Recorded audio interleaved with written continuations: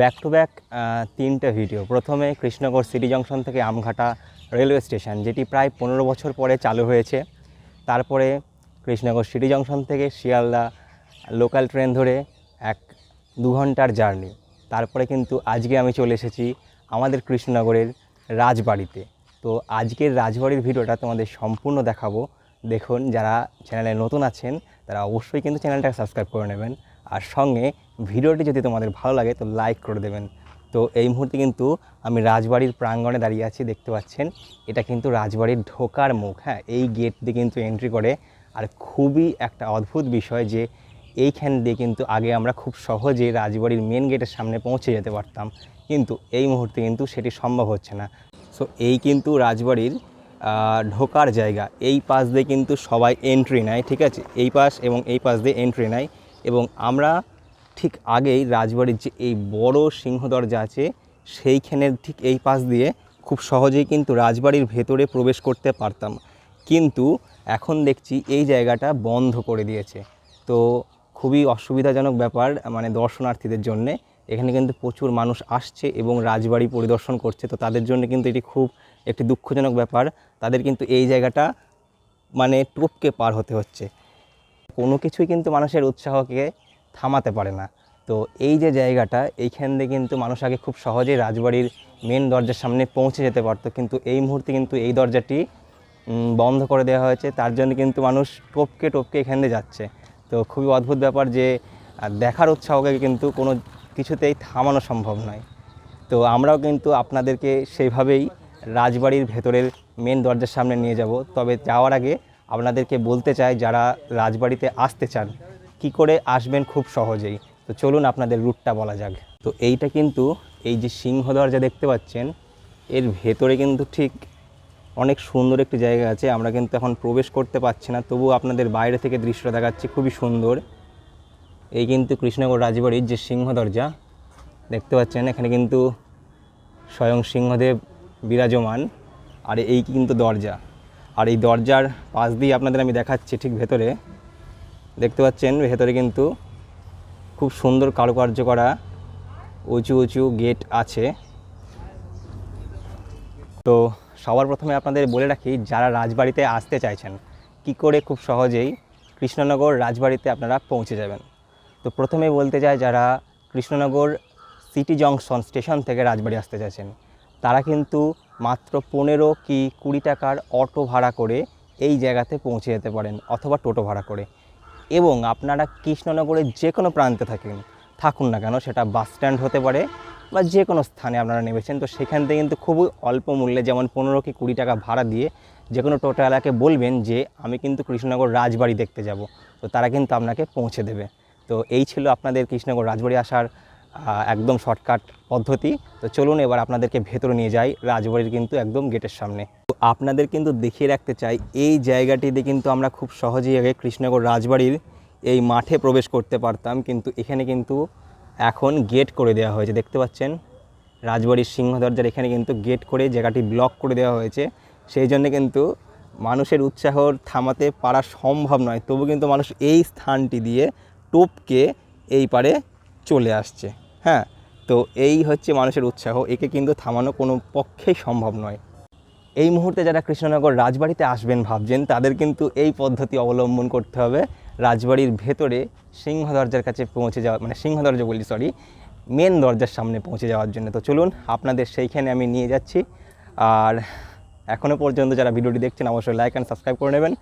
আশা করি আপনাদের আমার এই ট্রাভেল জার্নি ভিডিওগুলো ভালো লাগে এবং আপনাদের উৎসাহের সঙ্গে নিয়ে আমিও এগিয়ে যেতে চাই, নতুন নতুন ভিডিও নিয়ে এসে আপনাদের দেখাতে চাই। চলুন যাওয়া যাক মেন দরজার সামনে।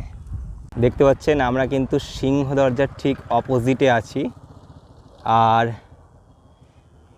এই পাশ দিয়ে আর ওই পাশ দিয়ে, এই দুই পাশ দিয়ে কিন্তু আমরা আগে প্রবেশ করতে পারতাম রাজবাড়িতে, একদম কোনো রকম বাধা ছিল না। কিন্তু এই মুহূর্তে কিন্তু সেই প্রবেশপথ বন্ধ করে দেওয়া হচ্ছে।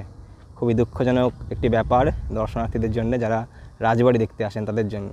আমাদের কিন্তু সামনেই আছে কৃষ্ণনগর রাজবাড়ির প্রধান দরজা, এবং সেই দরজার সামনে কিন্তু ধ্বজা উড়ছে, শ্রী হনুমানজির ধ্বজা কিন্তু উড়ছে সেই দরজার সামনে। কৃষ্ণনগরের রাজবাড়ির প্রধান দরজার সামনে কিন্তু আছে একটি অদ্ভুত গাছ, যেই গাছের চারিপাশে জায়গা থাকলেও মাঝখানটা কিন্তু সম্পূর্ণ ফাঁকা। মানে চারপাশ দিয়ে জায়গা, মানে গাছটা দাঁড়িয়ে আছে আর মাঝখানে কিন্তু সম্পূর্ণ ফোকর। এটা কিন্তু এক অদ্ভুত ব্যাপার যে এই গাছ বহু পুরনো গাছ এবং এক অদ্ভুত দৃশ্য মানুষকে আকর্ষণ করে যে কিভাবে একটি গাছ এইভাবে দাঁড়িয়ে থাকতে পারে। আর এই গাছের কাছে কিন্তু এসে আপনারা এক অদ্ভুত শান্তি অনুভব করবেন। তো চলুন আপনাদের গাছটাকেও দেখানো যাক। এই হচ্ছে সেই গাছ, কৃষ্ণনগর রাজবাড়ির ঠিক প্রধান দরজার সামনে আপনারা দেখতে পারবেন এই গাছটি। এই গাছটির ভেতরে কিন্তু সম্পূর্ণ ফোকর দেখতে পাচ্ছেন। এই গাছটির ভেতরে সম্পূর্ণ ফোকর। কিভাবে কিন্তু এই গাছটি শুধু চারপাশ দিয়ে কয়েকটি শিকড় এবং প্রধান গোড়া নিয়ে দাঁড়িয়ে আছে এবং মাঝখানে কিন্তু ফোকর। এর ভেতর কিন্তু আপনারা খুব সহজে এসে বসতেও পারবেন। হাস্যকর হলেও কিন্তু অদ্ভুত একটি ব্যাপার এটি। আর এই হচ্ছে কিন্তু আমাদের কৃষ্ণনগর রাজবাড়ির প্রধান দরজা বা প্রবেশ পথ। এই প্রবেশ পথ কিন্তু সারা বছর বা সব সময় খোলা থাকে না, দেখতে পাচ্ছেন। এই হচ্ছে কৃষ্ণনগর রাজবাড়ি এবং তার প্রধান প্রবেশ পথ। তো আমরা কিন্তু ফাইনালি পৌঁছে গেছি কৃষ্ণনগর রাজবাড়ি এবং রাজবাড়ির প্রধান প্রবেশ পথে। তো দেখতে পাচ্ছেন এই হচ্ছে কৃষ্ণনগর রাজবাড়ি এবং তার প্রধান প্রবেশ পথ। এই পথ কিন্তু বছরে খুবই অল্প সময়ের জন্য খোলা হয়, সেটি হচ্ছে জগদ্ধাত্রী পূজার সময়, এবং সেই সময়েও কিন্তু খুব অল্প দিনের জন্য খোলা হয়। তাই যারা কিন্তু কৃষ্ণনগর রাজবাড়িতে প্রবেশ করবেন ভাবছেন, তাদের কিন্তু ঠিক জগদ্ধাত্রী পুজোর শুরুর সময়তে আসতে হবে, কারণ বাকি সময় আসলে আপনাদের কিন্তু এই দরজার পাশ থেকেই ফিরে যেতে হবে। দেখতে পাচ্ছেন প্রবেশ পথের ঠিক সামনেই ওই গাছটিকে আপনাদের দেখালাম, যে গাছটির কিন্তু মাঝখানে ফোকর ছিল এবং খুবই সুন্দর একটি মাঠ আছে। এখানে কিন্তু সবাই বিকালে এসে বসে থাকে এবং নিজেদের সময় কিন্তু এখানে এসে কাটায়। খুবই সুন্দর একটি জায়গা দেখতে পাচ্ছেন। রাজবাড়ির সামনেই বৃহৎ একটি মাঠ। রাজবাড়ির ঠিক পাশেই এই যে প্রধান যে দরজা, এই দরজার কিন্তু একদম পাশেই আপনারা দেখতে পারবেন বিরাট বিরাট কামানের আকৃতির কিন্তু প্রতিকৃতি করা আছে, দেখতে পাচ্ছেন। এই কিন্তু কামানের আকৃতির মানে একদম কি বলবো প্রতিকৃতি করা আছে এখানে। তো এখানে কিন্তু আসল কামান এখন নেই, যেহেতু আসল রাজাও নেই, তো আসল কামানও নেই। তো এই পাশে এবং এই পাশেও কিন্তু আমরা দেখতে পারবো এরকম করা আছে, যেখানে কিন্তু কামানের মতো প্রতিকৃতি এখানে করা আছে, দেখতে পাচ্ছেন। মানে একদম যুদ্ধের পরিবেশ যেন তৈরি করে রেখেছে রাজবাড়ির সামনে। স্থানে কিন্তু আসলে আপনারা পৌঁছে যাবেন ঠিক ইতিহাসে, যেখানে রাজা কৃষ্ণচন্দ্র এই রাজ্যকে শাসন করত, এই কৃষ্ণনগরকে শাসন করত। তো সেই নস্টালজিয়া কিন্তু আপনাদের আবার ঘিরে ধরবে এই স্থানে আসলে। তো অবশ্যই আপনাদের কাছে একটা অনুরোধ থাকবে, যদি কৃষ্ণনগরে আসেন তো রাজবাড়িকে অবশ্যই পরিদর্শন করবেন এবং রাজবাড়ি দেখে যাবেন। রাজবাড়ির এই জায়গাটি কিন্তু সত্যি অসাধারণ। এখানে কিন্তু আসলে আর বাড়ি যেতে মনই করে না। তো আপনাদের কাছে আরও একবার অনুরোধ, যদি এই কৃষ্ণনগর রাজবাড়িতে আসেন তো অবশ্যই মাঠে কিছুক্ষণ বসবেন এবং বিশেষ করে এই যে গাছটি আপনাদের আমি দেখালাম এই মুহূর্তে, তো এই যে গাছ, এই গাছের নিচে কিন্তু এসে অবশ্যই একবার বসবেন, কারণ এই গাছের নিচে এসে বসলে কিন্তু আপনার মন সত্যি উৎফুল্ল হয়ে যাবে এবং অতীতে কিন্তু আপনারা পৌঁছে যাবেন, যেখানে রাজা কৃষ্ণচন্দ্র এই কৃষ্ণনগরকে শাসন করত, এবং সেই ঐতিহাসিক গাছকে আপনারা দেখতে পারবেন, যেখানে কিন্তু এখন মাঝখানে ফাঁকা। অদ্ভুত একটি ব্যাপার, মানে চারপাশে ঘেরার মাঝখানে কিন্তু ফাঁকা। এই বকুল গাছটি কিন্তু সত্যি অসাধারণ। কিন্তু গাছের কাছে আসলাম এবং গাছের ভেতরে কিন্তু আমি প্রবেশ করলাম। বাবা, তো দেখতে পাচ্ছেন আমি কিন্তু এই গাছের ভেতরে প্রবেশ করলাম। এখানে সাপ খুব থাকার ভয় থাকে, কিন্তু সত্যিই জায়গাটা অসাধারণ। দেখেন, অসাধারণ একটি জায়গা। তো এখানে এসে কিন্তু আপনারা আরও বেশি একটি শান্তি ভাব মনে হবে। এই জায়গাটাতে যেন মনে হয় যে মুনি ঋষিরা সাধনা করতো, সেই সাধনা স্থল গাছের মাঝখানে, একদম সিনেমাটিক একটা মোমেন্ট। তো সত্যি একটি অসাধারণ ব্যাপার। আসলে কিন্তু অবশ্যই গাছের কাছে আসবেন আপনারা। তো এই মুহূর্তে কিন্তু আমরা রাজবাড়ির প্রধান দরজা থেকে বেরিয়ে আসলাম এবং আপনাদের আরও একটি দরজা কিন্তু রাজবাড়ির দেখাবো, যেই দরজাটি কিন্তু শুধুমাত্র আপনাদের বললাম জগদ্ধাত্রী পূজার সময় খোলা হয়। তো চলুন ধীরে ধীরে পায়ে হেঁটে এগিয়ে যাওয়া যাক আর আপনাদের জায়গাটি দেখানো যাক। তো সিংহ দরজার ঠিক এই পাশ দিয়েই আপনারা পায়ে বায়ে হেঁটে গেলে মিনিট 2 হেঁটে গেলে পেয়ে যাবেন সেই দরজাটি, যেইখান দিয়ে কিন্তু শুধুমাত্র জগদ্ধাত্রী পুজোর সময় এন্ট্রি দেওয়া হয় সমগ্র কৃষ্ণনগরবাসীকে মা জগদ্ধাত্রীর দর্শন পাওয়ার জন্য। মাত্র মিনিট 2 আপনারা হাঁটবেন এবং সেই গেটটি পেয়ে যাবেন। চলুন দেখা যাক সেই গেটটি। ঠিক সামনে, আমাদের সামনে কিন্তু ওই গেটটি আছে, দেখতে পাচ্ছেন ওই পাশে ওই গেটটি আছে। দেখতে পাচ্ছেন এই কিন্তু কৃষ্ণনগর রাজবাড়ির প্রবেশ পথ।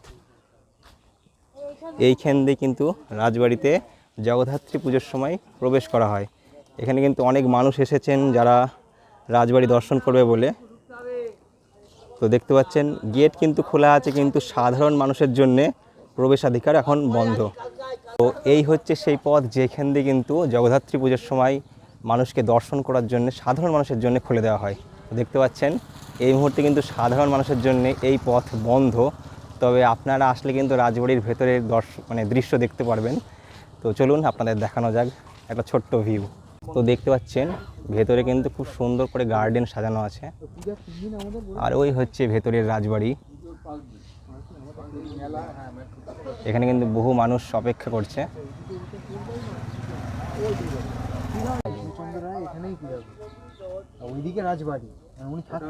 পুজোর সময় কতদিন খোলা থাকে মন্দির? এই এই রাজবাড়ি শুধুমাত্র 3 দিন, 5 দিন, তাই তো? আচ্ছা, সপ্তমী, অষ্টমী, নবমী, দশমী। ষষ্ঠী, সপ্তমী, অষ্টমী, নবমী, দশমী। আচ্ছা, এই কদিন খোলা থাকে। আপনারা কিন্তু জানতে পারলেন যে পুজোর সময় কোন টাইমে রাজবাড়ি খোলা থাকে। এখানকার মানুষের কাছ থেকে কিন্তু আপনাদেরকে জানালাম। তো যারা আসবেন বলে ভাবছেন রাজবাড়িতে এবং রাজবাড়ির ভেতরে প্রবেশ করে রাজবাড়ির ভেতরে দৃশ্য দেখবেন ভাবছেন, তো তারা কিন্তু ঠিক এই সময়ে আসবেন, ঠিক আছে, যে সময়ে ভিডিওতে বলা হলো। তো এই হচ্ছে রাজবাড়ি ঢোকার 3টে প্রধান দরজার মধ্যে একটি। দেখতে পাচ্ছেন প্রধান রাজবাড়িতে ঢুকতে পারলাম না, তো কী হয়েছে, আপনাদের এই দরজাটির ভেতরে দেখাবো যে এই দরজার ভেতরে কি আছে। তো আমরা কিন্তু এই গেট দিয়ে ঢুকে যাচ্ছি, দেখতে পাচ্ছেন।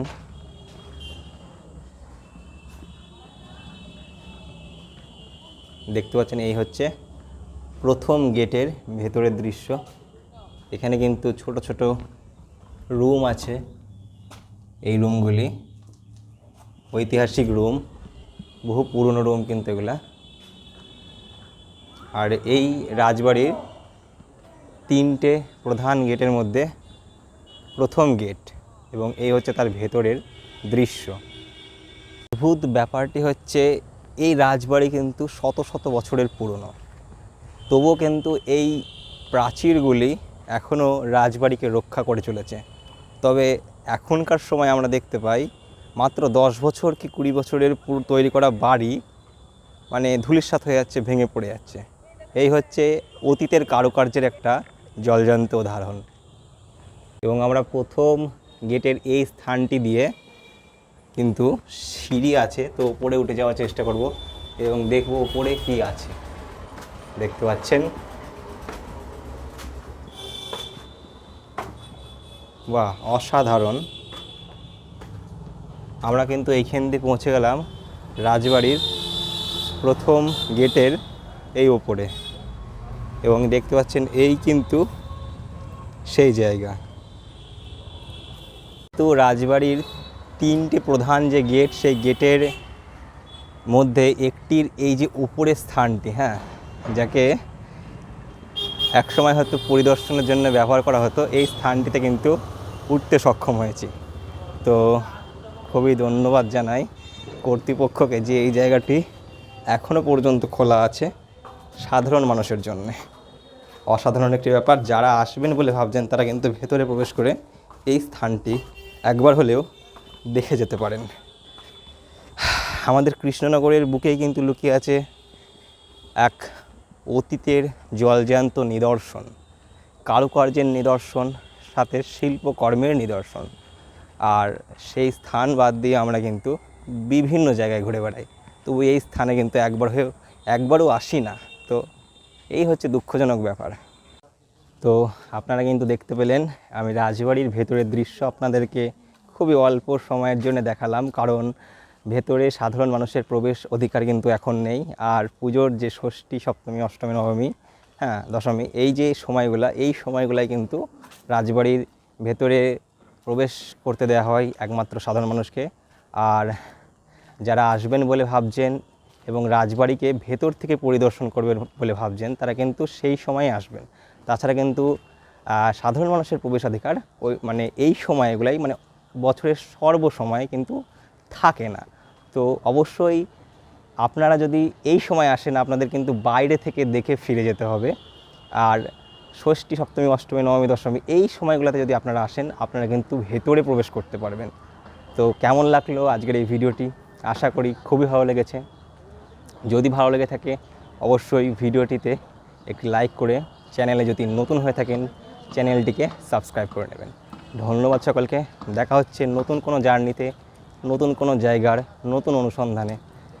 তো ততদিন সকলে ভালো থাকবেন, সুস্থ থাকবেন এবং ভিডিওগুলি এনজয় করতে থাকবেন।